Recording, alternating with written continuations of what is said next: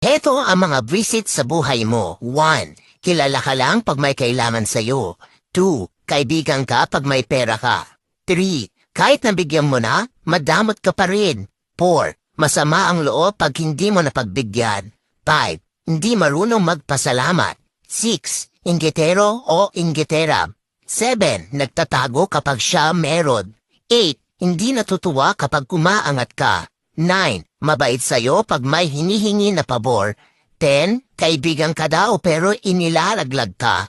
11. Nag-e-imbento ng kwento sa ibang taong kausap para mapagtakpan ang masamang ugali niya.